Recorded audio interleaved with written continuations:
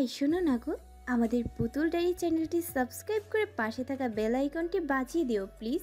আর গল্পটি ভালো লাগলে অবশ্যই লাইক কমেন্ট করে শেয়ার করে দিও। ধন্যবাদ।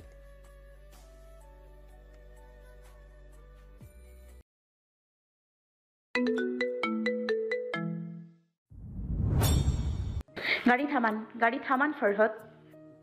হঠাৎ আসিলের এরকম কথায় জোর আওয়াজে গাড়ি ব্রেক করলো ফারহাদ। কি হয়েছে? গাড়ি পেছনে নিন প্লিজ। ফারহাদ বিনা বাক্যে গাড়ি পেছনে নিলে দেখতে পেল একজন তারই বয়সের ছেলে গাড়ির সামনে দাঁড়িয়ে আছে। চোখে মুখে চিন্তা আর আতঙ্কের ছাপ স্পষ্ট। হাত দিয়ে বারবার লিফট নেওয়ার জন্য ইশারা করছে। আসিল গাড়ি থেকে নামতে যাবে, ফারহাদ তার হাত ধরে নিল। এটা আমাদের জন্য সেফ না। ফরহাদ প্লিজ দেখুন লোকটাকে, তিনি নিশ্চয়ই কোনো বিপদের মধ্যে পড়েছেন। আমরা এইভাবে তাকে ছেড়ে যেতে পারি না। তার উপরে এই নির্জন হাইওয়েতে তাকে কে হেল্প করতে আসবে যদি আমরা না করি? এরই মধ্যে ছেলেটা এগিয়ে এলো তাদের গাড়ির দিকে। ভয়জড়িত কণ্ঠে লোকটা বলল, প্লিজ আমায় হেল্প করুন। গাড়ির ভিতরে আমার প্রেগনেন্ট ওয়াইফ আছে, তার লেবার পেন উঠেছে, হসপিটালে নিয়ে যাচ্ছিলাম, কিন্তু মাঝখানে আমার গাড়িটা খারাপ হয়ে গেল। প্রায় আধ ঘন্টা ধরে আমি লিফট চাওয়ার চেষ্টা করছি, কিন্তু কেউ লিফট দিতে রাজি হচ্ছে না। আপনারা প্লিজ আমায় হেল্প করুন, না হলে আমার ওয়াইফের কিছু হয়ে যাবে প্লিজ। কথাটি বলতে বলতে ছেলেটা প্রায় কেঁদে দিল। ফারহাদ কিছুক্ষণ ছেলেদের দিকে তাকিয়ে গাড়ি থেকে নেমে পড়লো। তার পেছন পেছন আসিল দ্রুত লোকটির গাড়ির পেছনে দরজা খুলতে দেখতে পেল একটা প্রেগনেন্ট মেয়ে সিটে বসে কাতরাচ্ছে, মাঝে মধ্যে গর্জন দিয়ে চিল্লিয়ে উঠছে।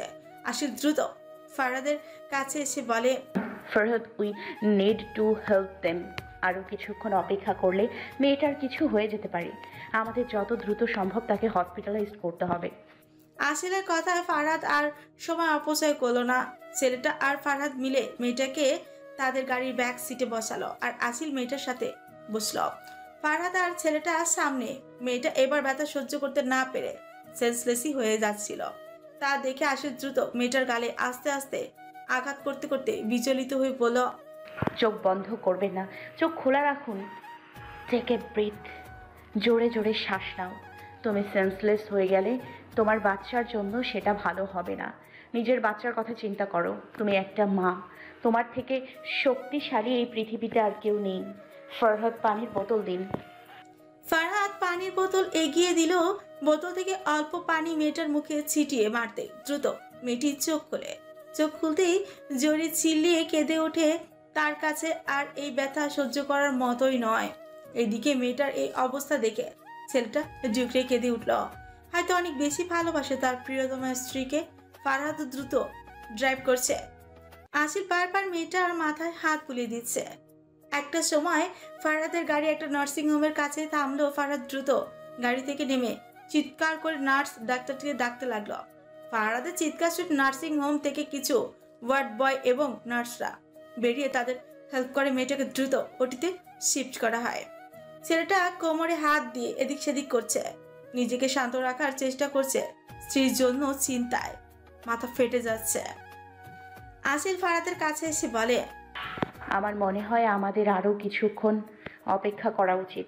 যতক্ষণ না মেয়েটার বেবি হচ্ছে ততক্ষণ। ফারহাদ চোখের ইশারায় সম্মতি জানায়। আসিল খুশি হয়ে যায়। ফারহাদ ছেলেটার কাছে গিয়ে বলল, আপনি বসেন কিছুক্ষণ। আমার ভীষণ ভয় করছে ভাইজান, ওর কিছু হবে না তো? ওর কিছু হলে আমি বাঁচতে পারবো না। ছেলেটার কথা ফারহাদের কোথাও না কোথাও ভালো লাগে। ছেলেটার হাত টেনে বেঞ্চে বসিয়ে ফারহাদও তার পাশে বসে আশ্বাস দিয়ে বলল, কিছু হবে না আপনার ওয়াইফের। Control your self. সৃষ্টিকর্তার উপরে বিশ্বাস রাখুন। আপনার নামটা জানতে পারি? শেখ তাহসিন, আমার ওয়াইফ তানিয়া। আপনার পরিচয়? ফরহাদ আহমদ খান, ওটা আমার ওয়াইফ আসিল। প্রায় 1.25 ঘন্টা পর ডক্টর ওটি থেকে বেরিয়ে এলো। ডক্টর বেরোতেই তাহসিন ছুটে গেল, উদ্বিগ্ন হয়ে জিজ্ঞেস করলো, ডক্টর মাই ওয়াইফ? ডক্টর মুচকি হেসে তাহসিনের কাঁধে হাত দিয়ে বলল, Don't worry, your wife is absolutely fine. And congratulations, you have a baby boy. Thank you so much doctor. আমি কি আপনার ওয়াইফকে দেখতে পারি? হ্যাঁ অবশ্যই, কেন নয়। আপনার ওয়াইফকে একটু পরে কেবিনে শিফট করা হবে, তখন আপনারা সবাই দেখতে পারেন। কিছুক্ষণ পরে তানিয়াকে কেবিনে শিফট করা হলো। তাহসিন দ্রুত যায় তানিয়ার কাছে। ক্লান্ত হয়ে বেরিয়ে শুয়ে আছে তানিয়া। হাতে চলছে স্যালাইন। পাশের ছোট্ট দোলনাওয়ালা বিছানায় তার সদ্য নবজাতক শিশু শুয়ে আছে। তাসির দ্রুত তানিয়ার কাছে গিয়ে ছোটে গাঢ় চুমু দেয়। স্বামীর ভালোবাসাময় ছোঁয়ায় তানিয়া চোখ খুলে অসুস্থ হাসি দিয়ে বলে, Congratulations, my dear husband. তোমাকে আমি কি বলে ধন্যবাদ জানাবো, আমার সেই ভাষা নেই। তুমি আমার জীবনের সব থেকে বড় খুশি দিয়েছো। বলে আবারও ঠোঁটে চুমু দেয়। আপনারা বাইরে কেন দাঁড়িয়ে আছেন? ভেতরে আসেন। আপনারা উপকার না করলে আমাদের আজ কী হতো সেটা আমি ভাবতেও পারছি না। আপনাদের অনেক অনেক ধন্যবাদ। তানিয়ার মিষ্টি কথায় আসিল মুচকি হাসে। কেবিনে ঢুকে বাচ্চার দিকে তাকিয়ে কেঁদে দেয়। এই কান্না যেন এক পরম সুখের কান্না। তানিয়ার এই খুশিতে তার নিজের খুশি লাগছে। আসিল ভাঙা কণ্ঠে ওদের অভিনন্দন জানিয়ে বলল, ও কত কিউট, মাশাআল্লাহ। আমি ওকে একটু কোলে নিতে পারি? অবশ্যই, কেন নয়। তানিয়ার কথায় আসিল বাচ্চাকে কোলে নিয়ে কপালে ঠোঁট ছোঁয়ায়। ফারহাদকে বাইরে দাঁড়িয়ে থাকতে দেখে তাহসিন তাকে হাত ধরে টেনে ভেতরে নিয়ে আসে। তানিয়া ফারহাদকে অনেক অনেক ধন্যবাদ জানায় আর বলে, আমরা বেবির প্রথম দিন থেকে বিভিন্ন নাম আমি আর তাহসিন মিল ঠিক করেছিলাম, কিন্তু আজ আমি সমস্ত নাম বাদ দিয়ে আপনার নাম আমি কি আমার বেবির জন্য রাখতে পারি? আমি চাই আমার বেবি আপনার মতো সাহায্যকারী মানুষ হোক। ফারহাদ হালকা হেসে তানিয়ার কথা সম্মতি জানিয়ে বলে, অবশ্যই অবশ্যই রাখতে পারেন আপনি আমার নাম। এমনিতেও ফারহাদ নামের মানুষেরা ভীষণ স্ট্রং অ্যান্ড ব্রেভ হয়। অবশ্যই আমার নাম রাখতে পারেন। তাহসিন আর তানিয়া মুচকি হাসে। আসিল ছোট্ট ফারহাদকে নিয়ে বড় ফারহাদের কাছে যায় আর বলে, তাহলে নিন এই ছোট্ট ফারহাদকে নিজের কোলে। আরে না না, আমি নেব না, ও অনেক ছোট, ব্যথা পাবে। তাহসিন, তানিয়া আর আসিল তিনজনই জোরে হেসে উঠল ফারহাদের এই অস্বাভাবিক কথায়। আসিল ফারহাদের কোলে বাচ্চাকে দিতে দিতে বলল, কিচ্ছু হবে না, ও এখন আপনার হাতের সাইজের। আপনার হাত ওর মাথার নিচে দিন আর ওকে জড়িয়ে ধরুন। ফারহাদ তাই করে। জীবনের প্রথম সে কোনো বাচ্চাকে কোলে নিল, তাও আবার বাচ্চাটার নাম ফারহাদ। এক অদ্ভুত অনুভূতির শিকার হলো আজ ফারহাদ নিজে। ফারহাদের বাচ্চা নেওয়ার টেকনিক দেখে আসিল হেসে ফেলল। তাসিন আর তানিয়া তাদের দিকে তাকিয়ে রইল কিছুক্ষণ। তানিয়া আসিলের দিকে তাকিয়ে মোলায়েম কণ্ঠে বলল, আল্লাহ যেন আপনাদেরও এরকম একটা বেবি দেয়।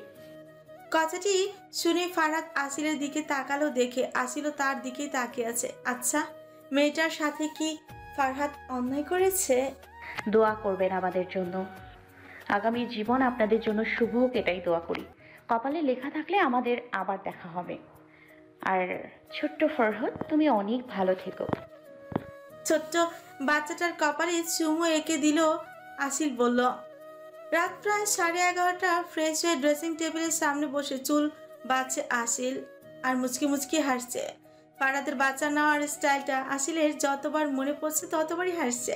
ফারহাদ ওয়াশরুম থেকে বেরিয়ে আসিলের দিকে তাকিয়ে দেখে মেয়েটা একা একা হাসছে। ফিরকুসকে প্রশ্ন করে, হাসছো কেন? আসিল হাসি আটকানোর চেষ্টা করে বলল, আপনার বাচ্চা কোলে নেওয়ার পদ্ধতি জাস্ট অসাধারণ ছিল। বলি ফিক করেই হেসে দিল। ফারহাদ কাঁধ উঁচিয়ে বলল, তো এতে হাসার কি আছে? তুমি আমার কোলে দিলে তো আমি নিয়ে নিলাম, এটার মধ্যে ফানি কি? হ্যাঁ, ওটা কোনো গান ছিল না, তাই হয়তো অসুবিধা হচ্ছিল ধরতে।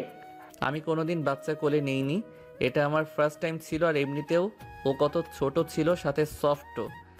ওর নামও ফরহাদ। আসিল শান্ত আর মসৃণ কণ্ঠে বলল কথাটি। ফারহাদ বড় জানালার বাইরের দিকে তাকিয়ে বলল, হ্যাঁ, ও ফারহাদ। তাও ও আমার মতো নয়, নিষ্পাপ। ও সমস্ত পাপ থেকে মুক্ত। কিন্তু ও ফারহাদ। একটা আলাদা অনুভূতি হচ্ছিল যখন আমি ওকে কোলে নিয়েছিলাম, যা বলে বোঝানো সম্ভব নয়। ও কত মাসুম কিউট ছিল, তাই না? হ্যাঁ, আমার মতো ছিল না। আজ আপনি অনেক ভালো কাজ করেছেন ওদের হেল্প করে। আমার নিজের সম্বন্ধে ভালো কথা শুনতে ভালো লাগে না। আমি খারাপই, ঠিক আছি। তুমি ওদের হেল্প করার জন্য জোর দিলে, তাই হেল্প করেছি। ফারহাদের কথায় আসিল গোপনে দীর্ঘশ্বাস ছাড়ল। দৃষ্টি সীমাবদ্ধ করলো আবার আয়নার দিকে। হঠাৎ করে আসিল ফারহাদের দিকে একটা প্রশ্ন ছুড়ে দিল। আপনার মনে আছে আমাদের প্রথম দেখা কোথায় হয়েছিল? ফারহাদ ফিরকুচকে ঘুরে তাকালো। হুট করে এরকম প্রশ্ন করার কারণ? মনে আছে কি না বলুন। মনে না থাকার কারণ খুঁজে পাচ্ছি না। অবশ্যই মনে আছে। তা বলুন কোথায় হয়েছিল? ছোট্ট শ্বাস ছেড়ে বলল, তোমাদের কলেজ থেকে কিছু দূরে একটা নির্জন নিস্তব্ধ গলিতে। সেদিন তোমার নবীনবরণ অনুষ্ঠান ছিল। তোমার কলেজে আমি ভিআইপি গেস্ট হিসেবে গিয়েছিলাম। সাদা জামা গায়ে জড়ানো একটা অ্যাঞ্জেলকে দেখেছিলাম সেদিন। ভয়ে আমার বুকের শার্ট খামচিয়ে ধরেছিলে। ভয়ার্ত দৃষ্টিতে আমার দিকে তাকিয়েছিলে অদ্ভুতভাবে, কিন্তু গুলির আওয়াজ পেতেই আমার বুকের উপর ঢলে পড়ল। সেদিন আপনাকে আমি প্রথম খুন করতে দেখেছিলাম। জানেন, প্রথমে আমি আপনার ওই খয়েরি চোখে আটকা পড়েও আপনার হিংস্র রূপ দেখার পর আমি সব সময় একটাই দোয়া চেয়েছি, যেন আপনার সাথে আমার আর কোনো দিন দেখা না হয়। সেদিন আপনার মুখ আমি স্পষ্ট দেখতে না পেলেও আপনার কটা ভ্রুর সাথে হিংস্র চোখ জোড়া আমার রাতের ঘুম হারাম করে দিয়েছিল। সব সময় একটা আতঙ্কের মধ্যে থাকতাম। কিন্তু হঠাৎ একদিন আপনার দেখা মিলল। আপনার হাত কেটে গিয়েছিল, তাই আপনার চামচা আমায় নিয়ে গিয়েছিল। আপনি আমার দিকে ফিরেও তাকাননি সেদিন, শুধু নিজের কেটে যাওয়া হাত বাড়িয়ে দিয়েছিলেন আমার দিকে। আমার অনেক কথা বলার পর আপনি শুধুই গম্ভীর গলায় জিজ্ঞেস করেছিলেন, হোয়াট ইজ ইয়োর নেম? কিন্তু কেন জানি আমার মনে হচ্ছিল আমি আপনাকে আগে থেকেই চিনি। সেদিন আমি নিজের হাত নিজে কেটেছিলাম। কেন? চোখ বড় বড় করে জিজ্ঞেস করলো আসেল। তোমাকে দেখার ইচ্ছা করছিল, কারণ খুঁজে পাচ্ছিলাম না, তাই ওই রাস্তা অবলম্বন করতে হলো। তানভীরকে আমি দেখিয়ে দিয়েছিলাম তোমায়। সবই প্ল্যান ছিল। আর আমাকে দেখার হঠাৎ ইচ্ছা জাগলো কেন আপনার? একটা কথা কি জানেন ফরহাদ, আমি তখনও আপনার অনুভূতি সম্পর্কে অজানা ছিলাম, আর এখনো অজানাই রয়ে গেলাম। ফারাদ এবার 3/4 প্যান্টের পকেটে হাত ঢুকিয়ে এগিয়ে এলো আসলের দিকে। চোখে চোখ রেখে প্রশ্ন করলো, বিধাতার বিধানের উপর রাগ হয়? যাকে তুমি কখনোই দেখতে চাওনি তার সাথেই এখন তোমাকে জীবন কাটাতে হচ্ছে, সেটা ভাবতেই রাগ হয় নিশ্চয়ই। আসিল এগিয়ে আসলো ফারাদের দিকে। গলা কেমন ধরে আসছে না চাইতো আসিল ফারাদের গালে স্পর্শ করে আলতো হাতে চোখে চোখ রেখে বলল, রাগ হয় না, অভিমান হয়। হ্যাঁ, আপনাকে আমি কোনোদিন নিজের চোখের সামনে দেখতে চাইনি সেই হিংস্র ফরহাদকে, যে কিনা নির্মমভাবে মানুষকে হত্যা করে। কিন্তু আপনার সাথে বারবার দেখা হয় আর ভাগ্যের পরিকল্পনায় আমি আপনাকে ভালোবেসে ফেলি। আর আপনার ভালো ব্যবহারে ভাবতাম আপনিও আমায় ভালোবাসেন। সত্যি আমি বোকা ছিলাম আর আছি। আপনার দেয়া গোলাপ সাথে সেই চিরকুটগুলো আমায় ভাবতে বাধ্য করত। কিন্তু হঠাৎ একদিন আপনি নিজের হিংস্র রূপ আমার সামনে তুলে ধরেন।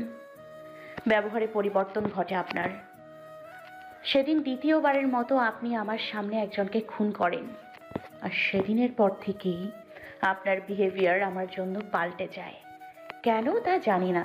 সেদিনের পর থেকে আমি একদম আলাদা ফরহাদকে দেখেছি, আর এখনও তাকেই দেখছি। আমি এখনও সেই গোলক ধাঁধার মধ্যে আটকে রয়েছি। আমার অনেক প্রশ্ন। আমার প্রতি আপনার হঠাৎ চেঞ্জ হওয়া বিহেভিয়ারগুলো আমাকে কষ্ট দেয়।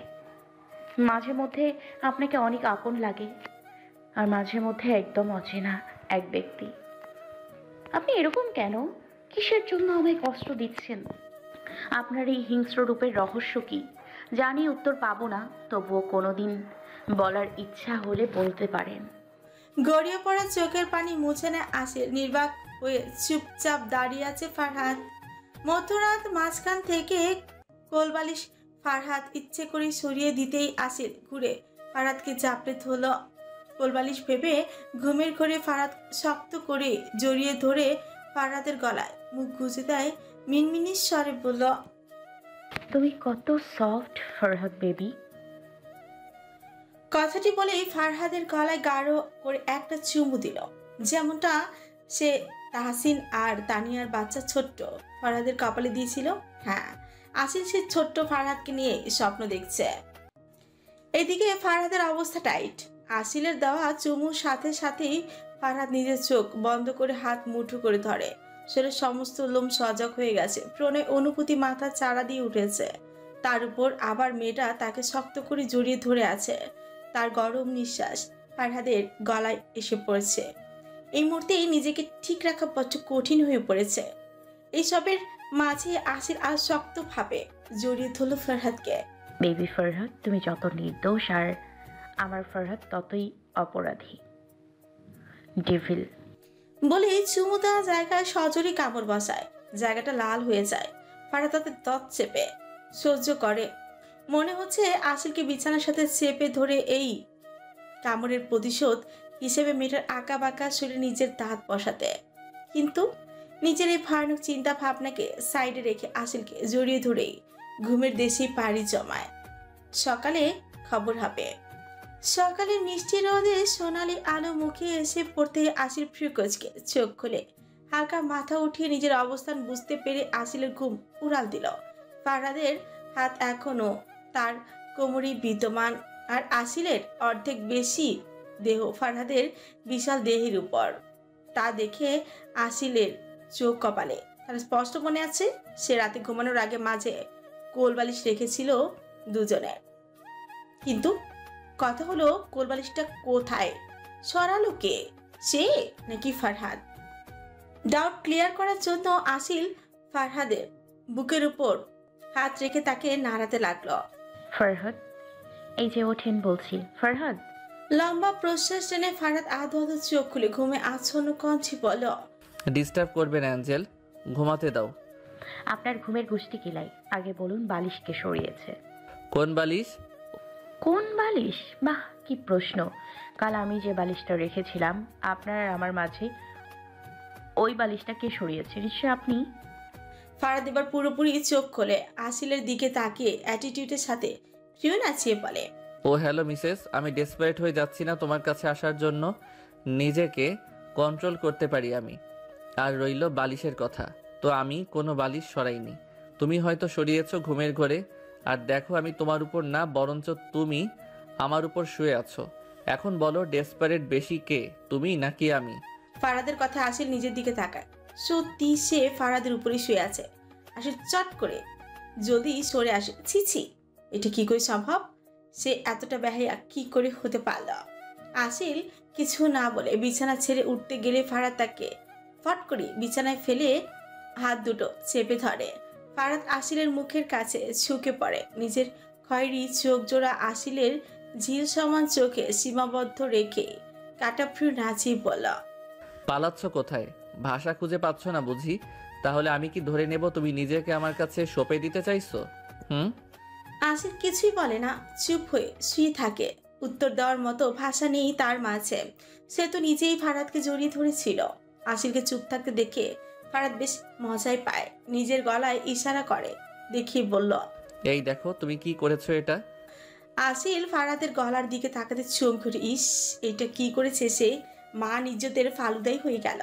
আসিল এবার নিজেকে ছাড়ানোর জন্য উঠে পড়ে লাগলো, কিন্তু ফারহাদ আর শক্ত করে চেপে ধরল। আমি কিন্তু আমার উত্তর পাইনি। আসিল তাও কিছু বলল না। ফারহাদ আসিলের ঘাড়ের কাছে গিয়ে লম্বা একটা শ্বাস আনে। উফ, এই ঘ্রাণ! ফারহাদ আসিলের কানে মুখ নিয়ে ফিসফিস করে বলল, নীরবতাকে কি সম্মতির লক্ষণ হিসেবে ধরে নেব? আসিল ফারহাদের বুকে ধাক্কা দিয়ে বিছানায় থেকে নেমে দৌড়ে ওয়াশরুমে ঢুকে যায়। এদিকে ফারহাদ বিছানায় চিত হয়ে শুয়ে পড়ে। লং স্কার্ট, ম্যাচিং টপ আর হিজাব পরে পিঠে ব্যাগ নিয়ে আসিল নেমে আসে তার পেছন পেছন।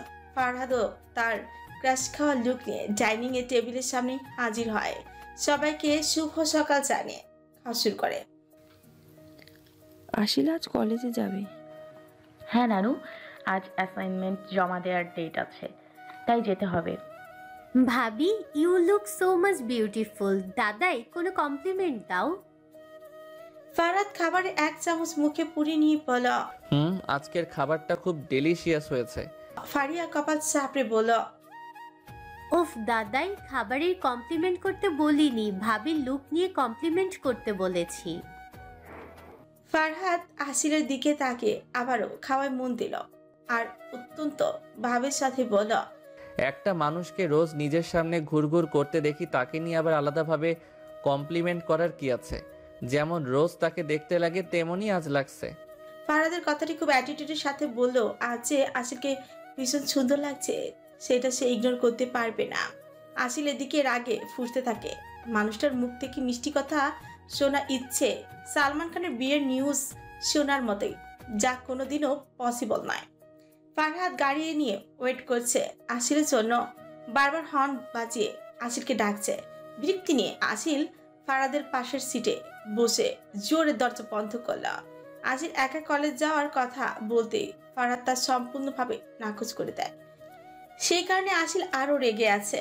ফারহাদ গাড়ি স্টার্ট দেয়। আসিল বুকে হাত কষে মুখ ফুলিয়ে জানালার বাইরে দিকে তাকিয়ে আছে। এরকম মুখ ফুলিয়ে বসে আছো কেন? আমার ইচ্ছা, আমার যা ইচ্ছা আমি তাই করব, আপনার তাতে কি? সত্যি বলতে আমারও অনেক কিছু করতে মন চাইছে, আর এই ইচ্ছা তুমি জাগিয়েছো কাল রাত থেকে। কাল রাতে তো কিছু করতে পারিনি, কিন্তু এখন গাড়ি থামিয়ে আসিলের দিকে ঝুঁকে ফিরে নাচিয়ে বলল, চলো শুরু করি। না এখানে না, পিছনের সিটে চলো।